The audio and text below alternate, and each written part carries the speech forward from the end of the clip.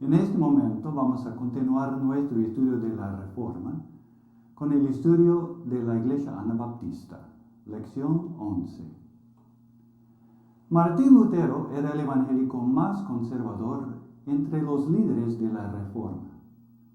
Martín Lutero no quería grandes cambios en su iglesia.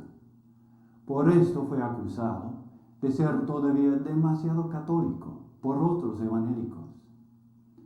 Zwinglio y Calvino eran más radicales, queriendo más cambios en la iglesia. Pero la iglesia reformada no era la iglesia más radical que salió de la Reforma. Los anabaptistas querían comenzar en cero, votando todo lo que no se encuentra en la Biblia. Los anabaptistas ofendieron a muchos otros, y también evangélicos, y aún eran perseguidos y en muchos casos martirizados, aún en zonas protestantes. La iglesia anabaptista comenzó en Suiza, en la ciudad de Zúrich, y en la misma iglesia del pastor Zwinglio que ya hemos estudiado.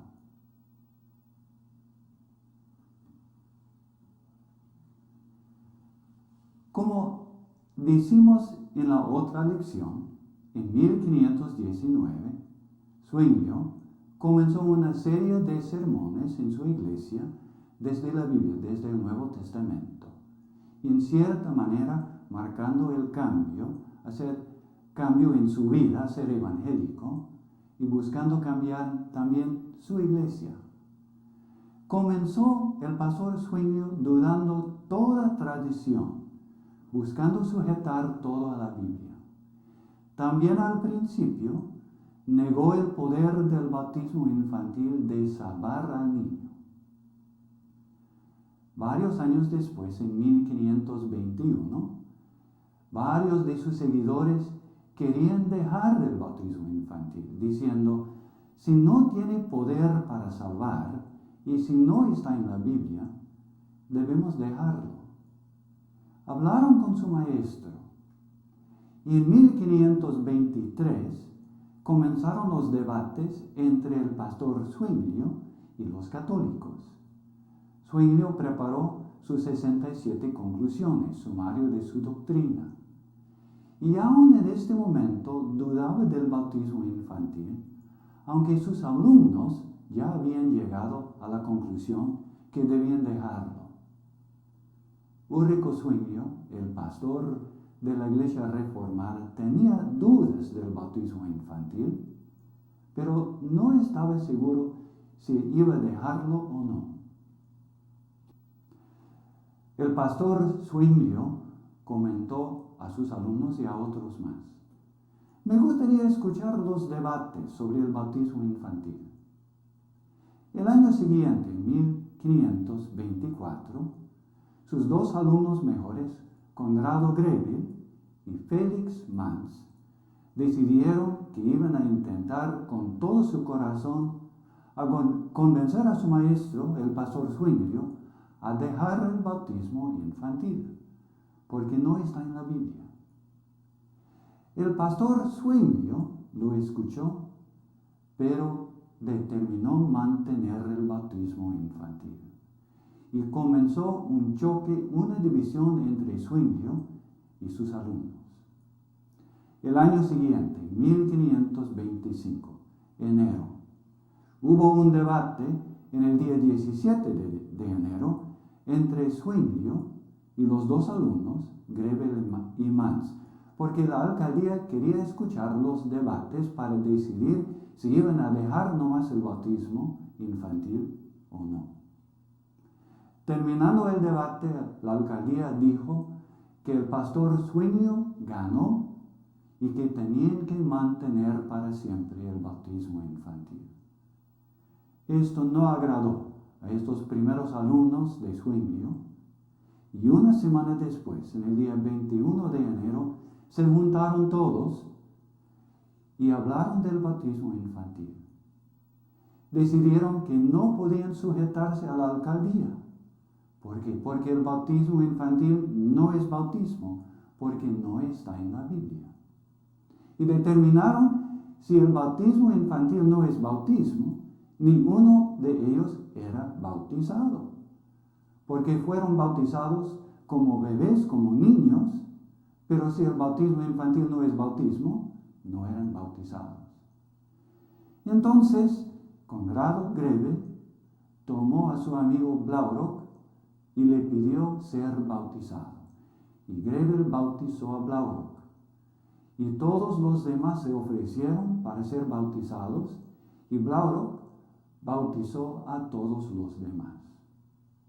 Una vez bautizados, determinaron viajar y comunicar lo que habían encontrado, que el bautismo infantil no está en la Biblia. Entonces, 3 de los mejores alumnos, Conrado, Grebel y Mans, comenzaron a viajar, vagando sobre Europa, predicando que el bautismo infantil no está en la Biblia y entonces no es bautismo. Y los que fueron bautizados como niños tenían que aceptar el bautismo verdadero. Después de que se fueron los 3, la alcaldía, en abril, en el día 13 de abril, aprobó cambiar la iglesia de Zurich para que sea una iglesia evangélica. Y el pastor Zwinglio hizo la primera Santa Cena evangélica, pero sin los anabaptistas, quienes habían dejado la ciudad. Los 3 viajaron por muchos meses y en octubre volvieron a la ciudad de Zurich. Pero cuando entraron a la ciudad, de inmediato fueron arrestados, porque habían vuelto a ser bautizados, algo prohibido por la alcaldía y también ya la nueva iglesia evangélica. Fueron arrestados y puestos en la cárcel, pero con la ayuda de un amigo, los 3 lograron escaparse de la cárcel. Los 3 volvieron a vagar, predicando en muchos pueblos, lugares y ciudades de la zona. Conrado Grebel no duró por mucho tiempo en el ministerio. Al año nomás, en 1526, murió por la peste negra. Su amigo, el otro predicador anabaptista, Felix Mans, tampoco duró por mucho tiempo en el ministerio. Vagó por un año predicando en muchos pueblos y lugares, pero de nuevo, en marzo de 1526, volvió de nuevo a Zurich. Y cuando entró en la ciudad, esperando ver un cambio, no encontró ningún cambio en el corazón de Zwinglio ni la alcaldía. Y de inmediato fue arrestado de nuevo. La alcaldía dijo: el rebautismo es blasfemia. La Biblia reconoce nomás un solo bautismo.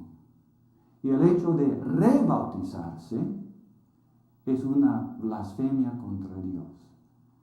Entonces, el pastor anabaptista, Blaurock, fue arrestado, fue condenado y fue ahogado en el río. La alcaldía dijo: es el tercer bautismo para los que han blasfemado a Dios. El último predicador, Jorge Blaurock, continuó vagando y duró 4 años, predicando y ministrando como pastor anabaptista. Pero en 1529 fue arrestado en la ciudad de Innsbruck una ciudad católica, donde pasó lo mismo. Cuando encontraron el hecho que había vuelto a bautizarse, dijeron, es blasfemia.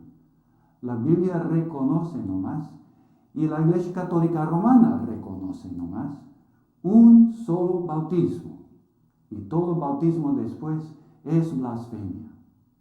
Entonces fue arrestado, condenado y quemado a la hoguera. Así fue el comienzo de la iglesia anabaptista. Y la iglesia anabaptista tenía creencias evangélicas, pero increíblemente era una iglesia no solamente perseguida por la Iglesia Católica Romana, pero también por las demás iglesias evangélicas. Es una historia bien triste en la historia de la iglesia. Hermanos evangélicos persiguiendo a otros hermanos evangélicos sobre una doctrina como el bautismo nomás. Es una historia bien triste. Y vamos a ver lo que podemos aprender de esta historia. Pero al principio quiero comenzar revisando sus creencias. En primer lugar, comenzamos preguntando, ¿cuál es la teología, la doctrina favorita de los anabaptistas? Y al decirlo, debemos reconocer que de inmediato los anabaptistas no van a concordar con esa pregunta, con la pregunta nomás. Porque bien pronto en el comienzo de la iglesia anabaptista, los anabaptistas decían, no creemos en la teología. La teología no sirve para el creyente. Decían, solamente creemos en la Biblia. Pero eso es un dicho que es bastante difícil de aceptar. Aunque respetamos a los anabaptistas, debemos preguntar, ¿qué es la teología? La teología nomás, al fondo, en la forma más sencilla, es nada más un sumario por medio de dichos que hemos hecho nosotros, haciendo sumario, resumen de lo que encontramos en la Biblia y de lo que creemos. Para muchos la palabra teología trae a la mente la idea de grandes textos y tomos, pero la teología no es siempre así. La teología básica nomás es simplemente los dichos básicos, haciendo sumario de lo que creemos, de lo que dice en la Biblia. Entonces, al decir, no creemos en la teología, solamente creemos en la Biblia, reconocemos que los anabaptistas han hecho teología. No es un tomo grande, no es un texto grande, pero es teología. Respetando su idea y su creencia, igual vamos a preguntar, ¿cuál es la doctrina, la creencia, el dicho clave animando el movimiento, animando la iglesia anabaptista? Y la respuesta es obvia, ya lo hemos tocado. La idea, la doctrina que animó el movimiento comenzó con el bautismo infantil no es bautismo. Así el énfasis que encontramos en tu teología. Después, ¿qué de la autoridad final? ¿Qué creen en cuanto a la autoridad máxima? Y al decir que eran y son de una iglesia evangélica, entendemos al principio que los anabaptistas, como nosotros, creen que la Biblia es la única, es la última y la máxima autoridad. No hay otra autoridad mayor que la Biblia. Pero de nuevo preguntamos, ¿pero cómo es el uso de la Biblia? La interpretación de la Biblia de los anabaptistas, especialmente en cuanto a las tradiciones, que era la pregunta del momento. Los anabaptistas decían, todo lo que no está en la Biblia, dejamos. Los anabaptistas querían comenzar en cero. Todo lo que no está en la Biblia, tenemos que dejar. Por ejemplo, la ropa del pastor, una ropa especial, no está en la Biblia, hay que dejar. El bautismo infantil, no está en la Biblia, hay que dejar. es una interpretación buena, pero al fin y al cabo es un poco difícil de sostener para siempre, porque al pasar tiempo vemos que los anabaptistas también adoptaron sus propias tradiciones. Es difícil evitar para siempre tradiciones, pero debemos examinar toda tradición a la luz de la Biblia. La teología de los anabaptistas en cuanto al bautismo, ya lo hemos tocado, pero de nuevo, los anabaptistas creyeron que el bautismo del adulto, del creyente, es símbolo de arrepentimiento y fe. Cuando aceptamos a Cristo como nuestro Salvador, cuando creemos que Cristo ha perdonado todos nuestros pecados, pedimos el bautismo. Al tener fe pedimos el bautismo, pero no antes. Nada de bautismo infantil.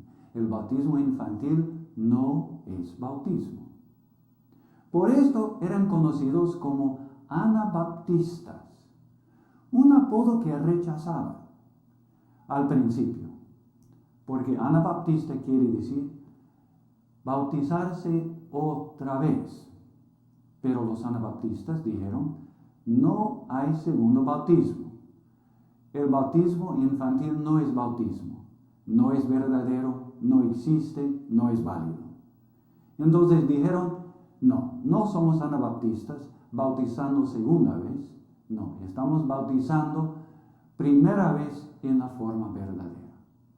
Hoy en día, el significado de ese nombre anabaptista ha sido perdido, entonces no rechazan tanto ese nombre, pero al principio sí.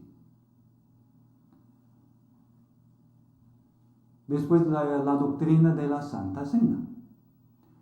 En cuanto a la Santa Cena, los anabaptistas dijeron, como todos los evangélicos, no es sacrificio. Los elementos del pan y el vino no cambian a ser verdaderamente el cuerpo y la sangre de Cristo Jesús, porque así sería otro sacrificio de Cristo, y esto no es posible según la Biblia. Pero dijeron, Cristo no está presente en ninguna manera especial. Esto es mi cuerpo, es nada más un dicho indicando que son símbolos recordándonos de lo que Cristo hizo en la cruz para salvarnos. Un recuerdo, un acto conmemorativo del sacrificio de Cristo, por medio de que somos salvos. La doctrina de la relación entre la iglesia anabaptista y el Estado o el gobierno es la creencia más interesante y más diferente, más distinta de los anabaptistas. Debemos recordar la actitud común, la creencia común en estos días. Los de la iglesia reformada, también los de la iglesia luterana, también los de la iglesia anglicana y en parte aún los católicos, creían de una forma que el gobierno y la iglesia son socios, cada uno con una carga de Dios. Pero, por causa del bautismo, todos somos miembros de los dos. Por medio del bautismo infantil, entramos en el cuidado de la iglesia y también el cuidado del Estado, de la sociedad, del gobierno. Y cuando los anabaptistas rechazaron el bautismo infantil, no solamente rechazaron una práctica de la iglesia, rechazaron también un bautismo que significaba mucho para la sociedad y para el gobierno, de entrar en la sociedad y recibir la ciudadanía de la sociedad y del país. Por esto fueron condenados no solamente como heréticos, pero también como traidores, rechazando en la vista de muchos su ciudadanía en el país. Por esto eran siempre perseguidos, no solamente en los países católicos, pero en muchos países protestantes. Algo que hemos comentado es bien triste. Entonces, ¿qué creen los anabaptistas? Los anabaptistas rechazaron por completo la idea de socios.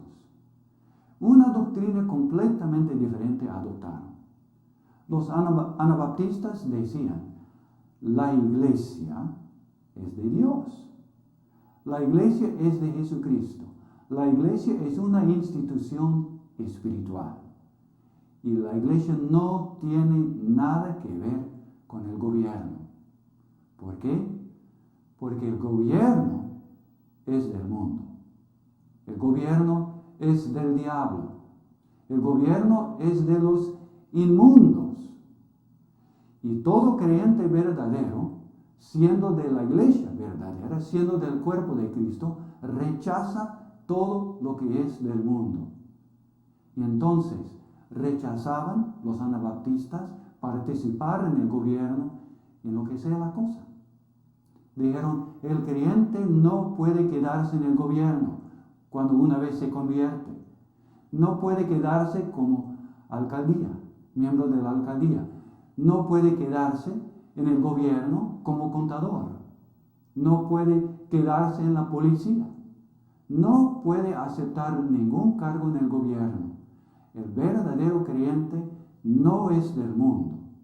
Y entonces los anabaptistas dejaron de trabajar en todo del gobierno, diciendo que el gobierno era del mundo. Debemos entender el motivo de esto.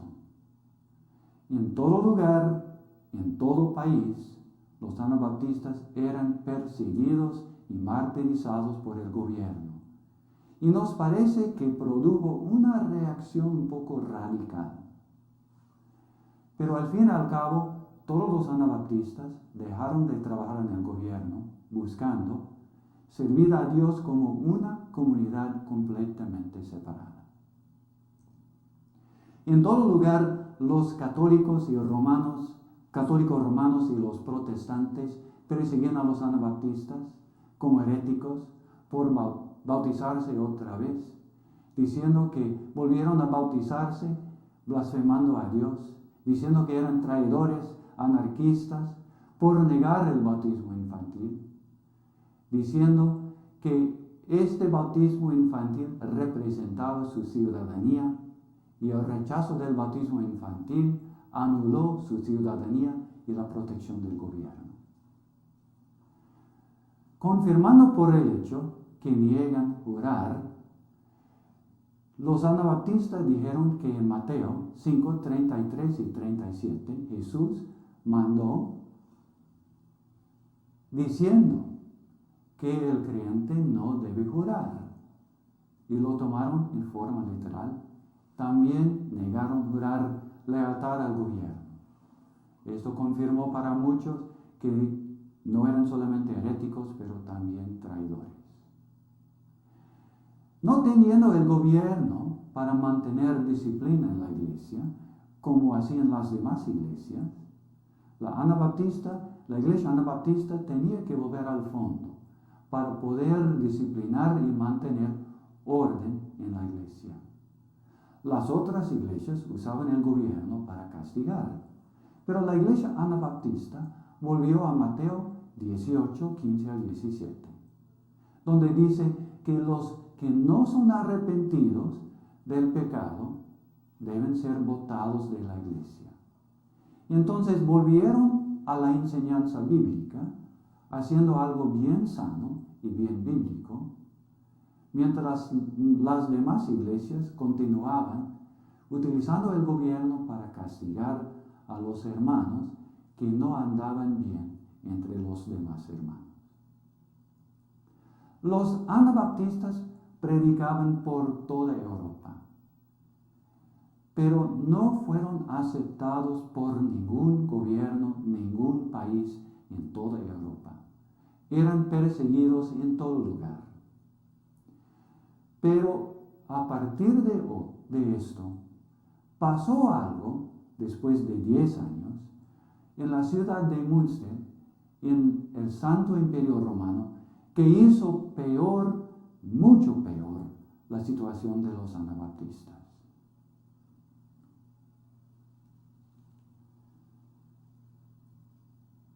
Lo que pasó en Münster es lo que llamamos el fracaso de Münster.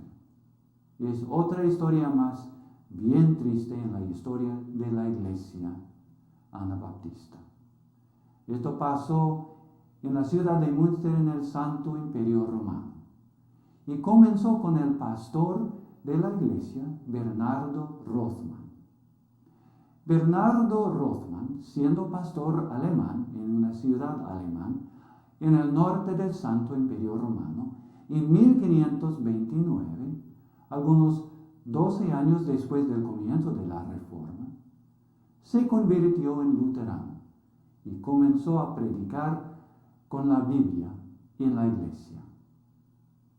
En 1532, 3 años después, Bernardo Rothmann, este pastor luterano, recibió la aprobación de la alcaldía de cambiar la iglesia en la ciudad de Münster para que sea una iglesia luterana evangélica. El año siguiente, Rothmann, sirviendo como pastor en una iglesia luterana, hizo otro cambio más. Rothmann comenzó a predicar contra el bautismo infantil en la iglesia luterana. La alcaldía de la ciudad no aprobó ningún cambio sobre esto. No aprobó cambiar la iglesia para que sea una iglesia anabaptista. Pero como resultado de escuchar prédicas en la iglesia contra el bautismo infantil, nació sobre toda Europa el rumor falso que la iglesia en Münster ya era iglesia anabaptista. Ustedes pueden imaginar lo que pasó en Europa. En 1534, muchos anabaptistas llegaron a la ciudad de Münster, llegando esperando una ciudad donde había libertad de culto y no había persecución. Cuando llegaron, descubrieron que la iglesia no era anabaptista, tampoco la ciudad. Pero llegaron con los anabaptistas varios milenaristas, pastores anabaptistas que rechazaban el pacifismo que era común entre los anabaptistas, diciendo: el milenio está al punto de comenzar. Y dijeron que era necesario tomar control de la ciudad de Münster para preparar camino para Cristo Jesús para el comienzo del milenio. Los milenaristas animaron a los anabaptistas a tomar control de la ciudad, y cuando tomaron control, mataban a la mayoría de sus opositores en la ciudad. Un pastor, Juan Matis, se proclamó el nuevo Enoc. Van a recordar, el hermano Enoc del Antiguo Testamento, en los días de los patriarcas, quien fue llevado al cielo. Y el pastor Juan Matis dijo que era Enoc, que Jesús había enviado para preparar camino para comenzar el milenio. Predicó que Jesús tenía que volver ya pronto y tenía que volver no a la ciudad de Jerusalén, pero a la ciudad de Münster. El obispo católico, al escucharlo, se preocupó mucho. Se preocupó cuando perdió la ciudad a los luteranos, pero se alarmó cuando escuchó de lo que los anabaptistas estaban haciendo. La verdad es que estos anabaptistas milenaristas en la ciudad de Münster no representaban bien a los demás anabaptistas, pero tomaron control de la ciudad y cambiaron el camino de los anabaptistas por muchos años después. El obispo católico pidió al emperador del Santo Imperio Romano, el emperador Carlos, tomar la ciudad de Münster. Los anabaptistas defendieron la ciudad, tomaron la espada, se pusieron armadura, y aún el pastor Juan Matis también tomó la espada en defensa de la ciudad. Pero en el primer año murió en la batalla. A la muerte de Juan Matis, otro pastor milenarista, Juan de Leyden, tomó control de la ciudad y tomó control de la iglesia, y se declaró el nuevo representante de Cristo y comenzó a tomar esposas, declarando que la poligamia ya era permitida. El sitio de la ciudad por el ejército del emperador no duró por mucho tiempo.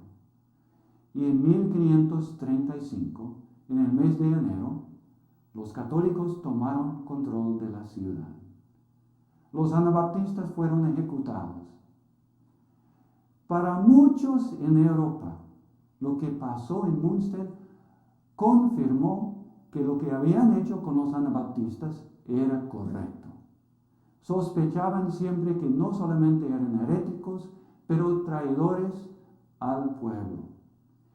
Y esto confirmó para muchos que tenían que seguir persiguiendo a los anabaptistas para evitar otro evento como pasó en Münster. Lo que pasó en Münster, aunque no representaba a la iglesia anabaptista en buena manera, destruyó la reputación de la iglesia anabaptista en toda Europa y casi destruyó a la iglesia misma. Pero después del fracaso de Münster, se levantó otro pastor más, pastor anabaptista. Este pastor era Menno Simons de Holanda. Menno Simons nació en 1496. Nació en Holanda y como joven entró en la Iglesia Católica Romana como cura. Pero como cura, en esos primeros años de la Reforma, tenía muchas dudas de su iglesia. 1524 era el momento cuando Lutero todavía se estaba levantando. También el pastor Zwinglio en la iglesia reformada. Y escuchando de todo esto, aunque era cura, Menno Simons tenía mucha duda de su iglesia. Varios años después, en 1531, en Holanda, un pastor anabaptista fue arrestado. Esto fue al comienzo del fracaso de Münster. Y con mucho ánimo, los holandeses condenaron a este pastor anabaptista a la muerte y fue quemado a la hoguera. Pero este evento hizo preocuparse Menno Simons y le motivó a estudiar la Biblia buscando el bautismo infantil. El pastor que fue martirizado había dicho, el bautismo infantil no está en la Biblia. Y el pastor cura, Menno Simons, quería ver si era la verdad o no. En 1536, 5 años después, y después de la caída de Münster, 300 anabaptistas fueron arrestados en Holanda. Terminando el fracaso de Münster en toda Europa, muchos tomaron a los anabaptistas y los entregaron a los gobiernos. Y en Holanda fueron arrestados, también entregados al gobierno 300. Y los 300 fueron martirizados también, quemados a la hoguera. Y entre los 300, uno era el mismo hermano de Menno Simons. Esto fue el último paso para Menno Simons. Diciendo que no había encontrado el bautismo infantil en la Biblia, decidió dejar la Iglesia Católica Romana para ser pastor anabaptista.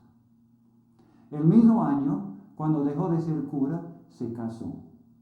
Se casó con Gertrudis y comenzó a vagar en Holanda, buscando levantar de nuevo la Iglesia anabaptista, predicando, aconsejando, animando a los hermanos durante la persecución. Predicó siempre contra la violencia de Münster, diciendo, no somos así. Diciendo, somos una iglesia pacifista. No aceptamos la violencia por ningún motivo. Así hemos sido siempre. Y los de Münster dejaron el camino correcto, el camino bíblico. era tan famoso dentro de pocos años hasta que el gobierno holandés ofreció una gran remuneración, pero no fue entregado al gobierno, porque era amado por las iglesias y protegido durante muchos años.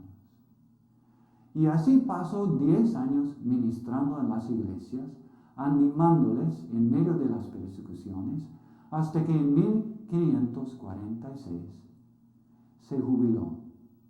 Se jubiló porque sus amigos y hermanos le dijeron: hermano, si usted sigue ministrando en nuestras iglesias, tarde o temprano el gobierno le va a encontrar y le van a matar. Y le necesitamos tanto. Entonces, persuadido por los hermanos de la iglesia anabaptista, dejó la iglesia anabaptista de Holanda y se fue al norte y se jubiló en Dinamarca. Ahí en Dinamarca los hermanos continuaron visitándole y continuó guiando la iglesia, pero era menos peligroso y logró sobrevivir hasta 1561, cuando falleció por causas naturales. A la muerte de Menno Simons, las iglesias menonitas del occidente, de Holanda nomás, tomaron el nombre menonitas. Hasta hoy en día llevan el nombre, mostrando su respeto al líder que rescató el movimiento en el occidente de la muerte que casi vino por causa del fracaso de Münster. Menno Simons rescató la iglesia anabaptista después del fracaso de Münster, que arruinó la reputación de la iglesia, y mantenía siempre las doctrinas principales de los anabaptistas, diciendo: el bautismo infantil no es bautismo, diciendo: la Biblia es la autoridad máxima, hay que sujetarse a la Biblia, diciendo: toda cosa que no está en la Biblia hay que dejar. Por esto, decían que el pastor no debe llevar una ropa distinta, pero debe vestirse como todos. Querían comenzar una iglesia en cero, imitando en todo la iglesia de Jerusalén, la iglesia de Hechos. Pero lo más distinto era su pacifismo, algo que existía en la iglesia antes del fracaso de Münster, pero que fue perdido ahí por causa de los milenaristas. Otra cosa muy distinta era el desarrollo de la disciplina de la iglesia. Cuando los anabaptistas decían que el gobierno es del diablo, el gobierno es del mundo, y el creyente debe dejar todo contacto con el gobierno, descubrieron que necesitaban otra manera de poder disciplinar a los hermanos que se caen en pecado. Esto comenzó al principio, pero Menno Simons lo desarrolló estudiando cuidadosamente la enseñanza bíblica, levantando en la iglesia la práctica en Mateo 18. Mateo 18, ¿qué dice? Si uno cae en pecado y causa ofensa, el que ha sido ofendido debe buscarle, pidiéndole arrepentirse humildemente, dejando atrás el pecado, para que sea perdonado, para que los dos sean reconciliados. Después, si no acepta, pero sigue pecando y no reconoce el pecado, hay que llevar otro hermano maduro de la iglesia para hablar los dos con el hermano que ha caído en el pecado, rogándole humildemente reconocer el pecado y someterse a la palabra de Dios, para que los dos sean unidos de nuevo, el uno perdonando al otro. Últimamente, Menno Simons, enseñando la enseñanza bíblica, dijo: pero si no reconoce, aún con 2 o 3 hermanos, debe ser llevado a la iglesia y públicamente condenado. ¿Para qué? Para que reconozca el pecado. Ese es el propósito en todo. Rescatar al hermano en Cristo del pecado en que está atrapado, para que no continúe en el pecado, recibiendo más condenación sobre su vida. Menos Simones levantó de nuevo esa práctica bíblica que la iglesia casi había olvidado. Lo levantó de nuevo y muchas iglesias evangélicas han sido enseñadas por medio de la enseñanza bíblica de Menos Simones hasta hoy en día. Menos Simones rescató el movimiento después de Münster. Lo rescató en medio de mucho peligro. Y las iglesias se formaron en comunidades, saliendo de los pueblos, viviendo solos en una comunidad separada. Al pasar los años, los menonitas adoptaron una vida muy sencilla. Y aunque no todos los menonitas lo practican hoy día, son conocidos hasta hoy en día por su vida sencilla, viviendo y trabajando en el campo como agricultores, rechazando la tecnología moderna, queriendo vivir en la forma más sencilla, diciendo que es la mejor manera de seguir a Cristo, adoptando también la ropa sencilla en muchos casos simplemente de blanco y negro. Resisten también la tecnología en esas comunidades menonitas, diciendo que la tecnología moderna trae cosas del mundo a la comunidad. Viven en comunidades utilizando todavía las máquinas más sencillas y en algunos casos solamente caballos. Al fin y al paso, ¿qué pasó con la iglesia anabaptista? La iglesia anabaptista, como he dicho, no fue aceptada en ningún país en toda Europa.